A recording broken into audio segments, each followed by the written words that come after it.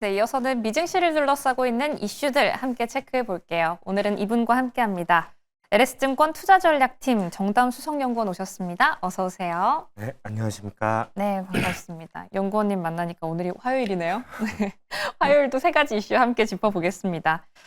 첫 번째로는 미국과 무역 협상에 드디어 우리나라도 서막이 올랐습니다.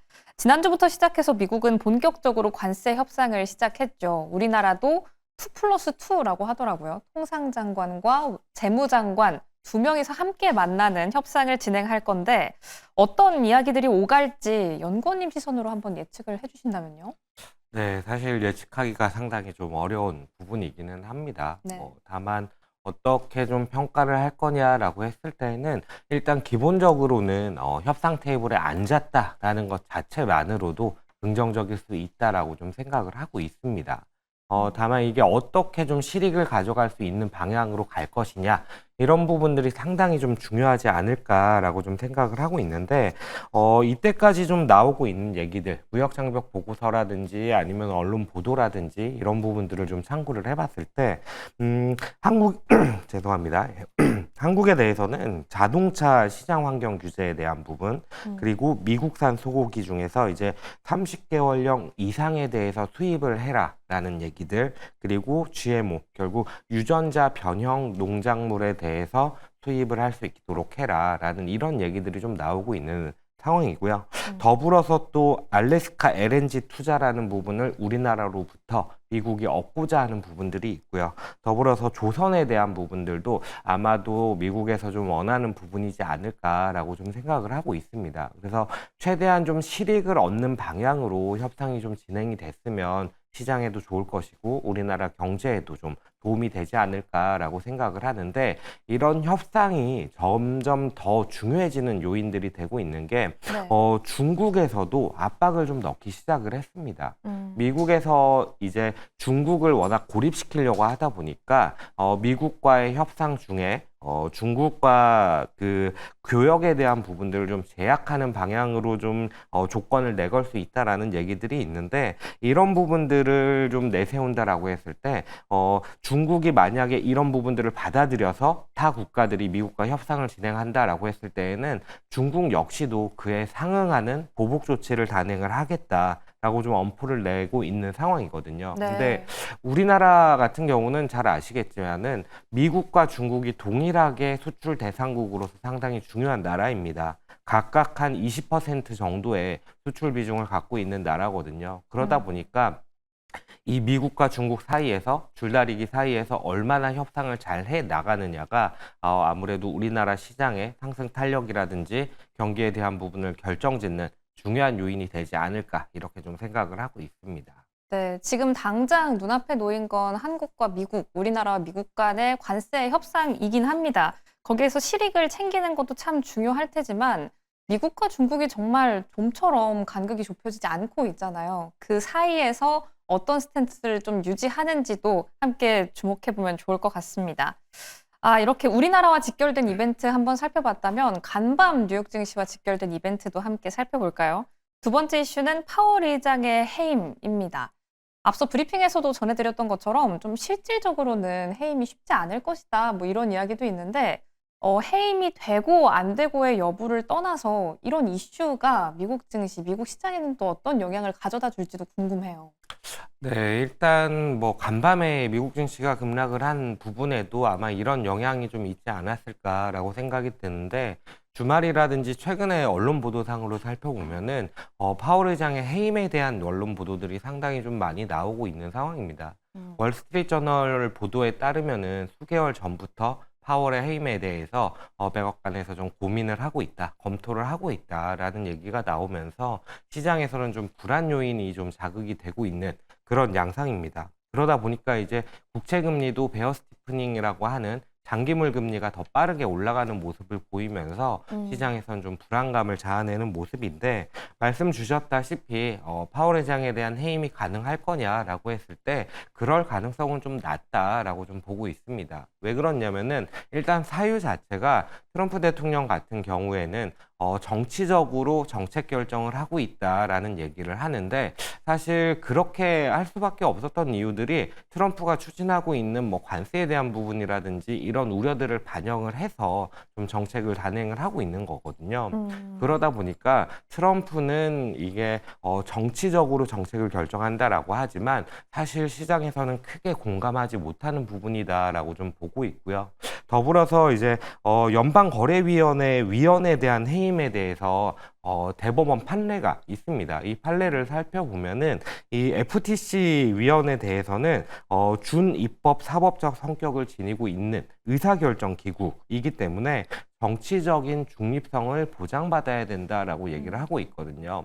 아마도 연준 같은 경우도 동일한 성격을 좀 가지고 있다 보니까 정치적 중립성을 보장을 받기 위한다라고 한다면은 파월 의장에 대한 해임 권한이 트럼프 대통령에게는 없지 않을까라고 좀 생각을 하고 있고요. 다만 일각에서 이런 그림들이 나타나는 것들을 봤을 때 금리 인하에 대한 압박을 하는 부분이다라고 좀 말씀을 드릴 수가 있을 것이고, 그랬을 때 금리 인하 압박이 통할 것이냐, 금리 인하 자체는 통하지 않을 가능성이 높습니다. 다만 그럼에도 불구하고 금리에 대해서는 하락 요인이 될 수 있을 것이다라고 좀 일각에서 기대하는 부분들이 있어요. 어떤 거냐면은 네. 이제 파월 의장 같은 경우가 임기가 26년 5월까지입니다. 26년 5월 이후에는 트럼프 대통령이 본인의 입맛에 맞는 인사를 좀 단행을 할 수가 있을 것이거든요. 그렇게 바라봤을 때 시장에서도 단기물보다는 1년 이상의 만기물에 대해서는 금리 하락 효과가 이미 예전 트럼프 1기 정부 때에도 좀 나타났었다라는 점을 비추어 봤을 때 네. 금리 인하에 대한 조금 금리 하락 안정에 대한 부분들을 좀 기대할 수 있지 않나라고 좀 보여지고, 다만 트럼프 대통령이 파월 의장을 해임하지는 못할 것이다라는 시장의 공감대가 먼저 좀 선행이 되어야 달러 자산 엑소더스보다는 금리 안정 그림으로 좀 가지 않을까, 이렇게 좀 보여지는 상황입니다. 이런 이슈 자체가 금리 인하를 불러오긴 할 테지만 그것도 이 파월 의장이 그 자리에서 물러난 다음에 좀 그려질 수 있는 그림인 거군요. 그러니까 파월 의장이 해임이 되면서 금융시장에 혼란을 가져오기보다는 네. 파월 의장에 대한 해임권을 가져오면서 트럼프 대통령이 파월 의장을 해임하지는 못하겠지만 차기 인사로는 금리 인하, 좀 완화적인 인물을 좀 데려올 거다라는 공감대가 있을 때 금리가 조금은 하락 안정되지 않을까, 이렇게 좀 생각을 하고 있습니다. 네, 아무래도 연준 의장은 미국의 대통령이 지정을 하다 보니 그만큼의 예상이 함께 이루어질 수 있는 것 같습니다. 파월 의장의 해임에 대해서도 이렇게 다뤄봤고요. 그럼 일정적으로도 한번 들어가 볼까요? 세 번째 이슈로는 빅테크들의 실적 발표 한번 짚어보겠습니다. 이번 주 테슬라의 실적 발표를 필두로 M7 기업들의 실적도 시작이 되는데요. 테슬라는 내일 새벽에 확인을 할 수가 있겠습니다. 5시 한 10분 정도에 살짝 장을 마감하고 난 후에 나올 거라고 하는데 이 실적 발표 어떻게 좀 전망을 하고 계세요? 실적 발표에 대해서는 좋게 보기 어려운 부분들이 분명히 있습니다. 다만 제가 생각했을 때에는 이렇게 낮아진 주가 레벨 그리고 밸류 레벨에서는 그래도 시장에 안도감을 주는 요인이지 않을까라고 좀 생각을 하고 있고요. 네. 조금 자세히 살펴보면은 22일 날 말씀하신 대로 이제 테슬라가 실적을 발표할 예정이고요. 23일 날 IBM과 서비스나우, 그리고 24일 날 알파벳, 아마존이 실적을 발표를 하게 됩니다. 빅테크들이 이제 본격적으로 실적 발표를 시작하는 주간이다 라고 보시면 될 것 같고요. 앞서서 이제 넷플릭스가 실적을 발표를 했을 때 실적 자체도 좋았습니다만은 그런 부분들로 인해서 주가가 일부 반등하는 모습을 보여줬었거든요. 이런 부분들을 다른 빅테크들에 대해서도 좀 기대는 하고 있습니다. 물론 넷플릭스 같은 경우에는 아무래도 무역보다는 다른 컨텐츠를 좀 제공을 한다라는 측면에서는 약간은 트럼프의 관세 전쟁과에 와서는 약간은 결을 달리하는 모습이 있기는 합니다. 네. 다만 나머지 빅테크에 대해서도 엔비디아라든지 테슬라 같은 경우도 지금 주가를 보시면은 상당히 좀 급락을 한 상황이거든요. 성장성에 대해서 과거 같을 것이냐, 특히 엔비디아를 바라봤을 때 과거 같을 것이냐라고 했을 때 그래 보이지는 않습니다. 왜? 엔비디아 같은 경우는 GPU에 대한 성장 스토리라는 부분이 약간은 약화하는 부분들이 있거든요. 그리고 내년, 내후년을 바라봤을 때 GPU보다는 뭔가 ASIC 같은 부분들이 좀 성장에 대한 논리들이 강화되는 부분인데 이런 부분들은 아무래도 이전보다는 경쟁이 좀 강화될 수 있는 부분이 있다 보니까 예전만큼 좋지는 않을 것이다라고는 생각은 합니다만 그럼에도 불구하고 이 정도 밸류 레벨을 받을 만한 종목이냐라고 했을 때에는 네. 그렇지는 않다. 지금 어. 주가 레벨이면은 충분히 반등할 때 탄력적으로 좀 갈 수 있는 그런 종목이지 않을까라고 생각을 하고 있습니다. 그러다 보니까 이런 빅테크들에 대해서 전반적으로 제가 바라보는 시선은 뭐냐면은 주가가 반등할 때 상당히 좀 탄력적으로 갈 수 있는 종목들이 이러한 M7 종목들, 빅테크 종목이지 않을까라고 생각을 하고 있고요. 다만 좀 긴 호흡으로 바라봤을 때에는 이런 빅테크들이 신고가를 갱신해 나가는 흐름일 것이냐라고 했을 때에는 저는 그러기보다는 그때가 돼서는 약간의 신고가보다는 좀 낮은 수준 혹은 박스권 이런 모습을 생각을 하고 있는데 그렇게 바라보는 이유가 네. 이제 관세에 대한 부분들도 좀 연관이 되는 부분인데 관세라는 부분이 어쨌든 부과가 되는 부분들이 있고 그러다 보면은 해외 매출 비중이 큰 빅테크들 같은 경우에는 일정 부분의 타격은 좀 불가피하지 않겠나라고 생각을 하고 있거든요. 네. 거기에 더불어서 트럼프 대통령이 좀 추진하려고 하는 정책들 자체가 제조업을 강화시키겠다라는 부분이다 보니까 방점이 아무래도 빅테크보다는 다른 쪽에 있지 않겠나라고 생각을 하고 있어서 빅테크에 대해서는 좀 이런 시각으로 저는 바라보고 있습니다. 네, 빅테크 실적 관련해서 이야기를 남겨주셨는데, 빅테크, 특히 테슬라부터 시작인데, 테슬라의 실적 발표는 사실 좀 기대하기가 어려운 상황이잖아요. 그럼에도 불구하고 만약에 반등을 해준다면, 빅테크 기업 위주로는 좀 탄력적으로 반등이 나와줄 것이다 라고 말씀을 해주셨는데, 그럼 이 실적 발표가 좀 미증시에 안정감을 넣어줄 수 있는 요소도 될까요? 저는 일단 그렇게 바라보고 있습니다. 오. 네, 가이던스라는 부분이 좋게 나오기는 힘듭니다.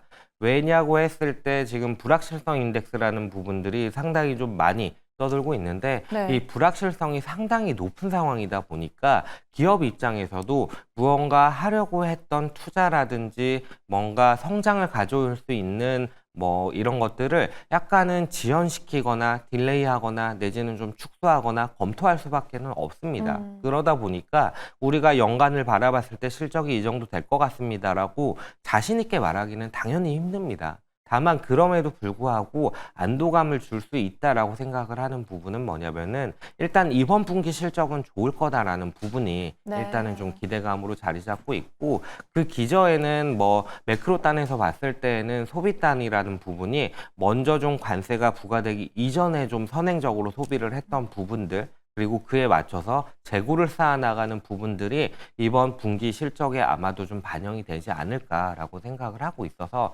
당장의 분기가 실적이 좋다라는 부분이 최소한 주가의 하방 경직성은 좀 높여줄 수 있는 요인이지 않을까 이렇게 좀 바라보고 있습니다. 네, 그래도 관세 영향을 엄청나게 직접적으로 받은 분기의 실적은 아니긴 하니까요. 실적 발표 함께 눈여겨보겠습니다. 이렇게 세 가지 이슈 다뤄봤는데요. 국내 증시 힌트 한번 바로 찾아볼까요? 미국 증시가 살짝의 얼음판을 걷고 있는 거에 비해서 아시아 증시는 그래도 선방을 해주고 있잖아요. 국내 증시 힌트 어떻게 보세요?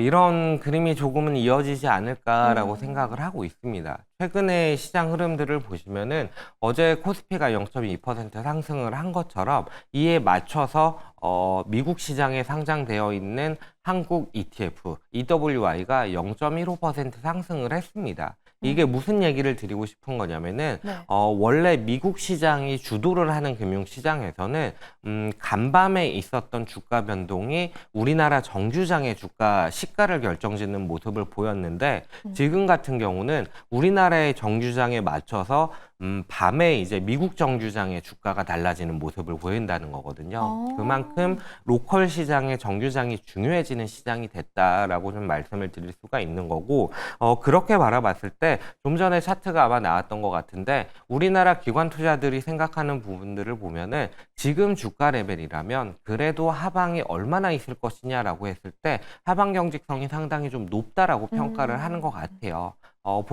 보여드리고 있는 차트가 뭐냐면은 코스피 200 종목에 대해서 저 원 크기가 이제 시가총액 비중을 나타내는 거고요. 네. 그에 따라서 52주 저가 대비 지금 수익률이 얼마나 되느냐를 Y축으로 나타낸 그림인데, 보시다시피 뭐 삼성전자라든지 SK 하이닉스 그리고 자동차 업종 대표주들, 이런 종목들이 시가총액 비중이 상당히 높은데 저가 대비해서 올라온 폭이 상당히 좀 미미한 상황입니다. 그러다 보니까 이런 종목들이 좀 버텨주고 있다라고 한다면은 하방 경직성 자체는 좀 높다고 얘기를 드릴 수 있지 않을까라고 생각을 하고요.